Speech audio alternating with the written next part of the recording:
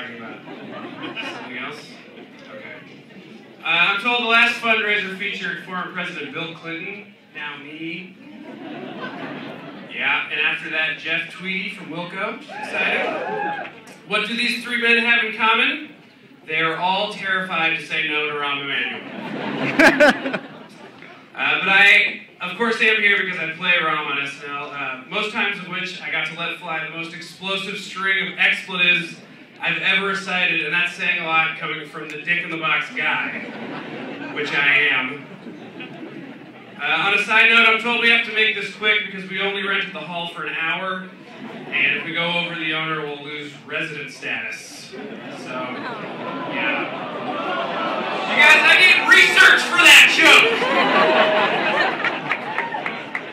joke! Professional.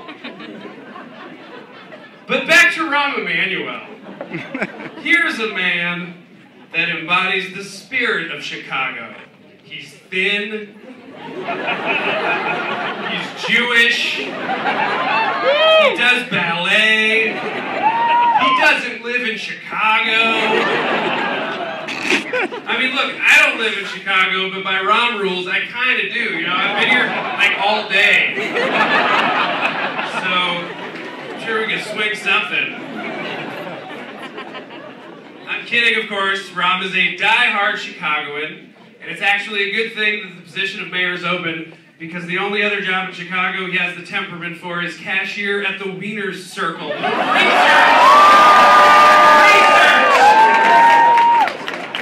Take this shit seriously! And on the plus side, it's nice to know that there's finally someone in Chicago for Brian Urlacher to be scared of. Gobert! As many of you know, Rahm is very tough, so much so that a lot of people call him Rambo. Although, to me, that doesn't really make him sound tough as much as it makes Rambo seem French. Right? I mean, like, that's what you would say if you were out with Rambo and you ordered wine. You'd be like, ooh, Rambo! What an excellent choice of Grenache, Rambo! And he'd be like, Sideways is my favorite movie. Probably. Probably. I haven't kicked with him that much, but... as many of you know, Rahm was the bassist for Bradley Whitford on The West Wing, and now his early days are the inspiration for Natalie Portman in Black Swan. Yeah.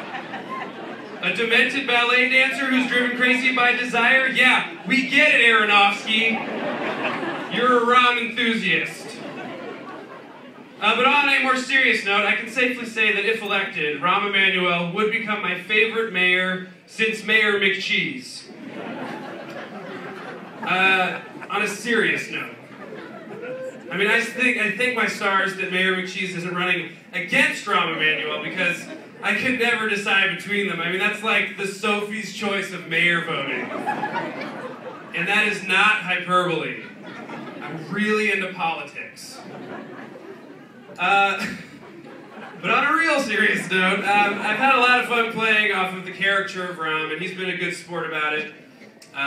You know, I spent the afternoon with him. We went to the L stop.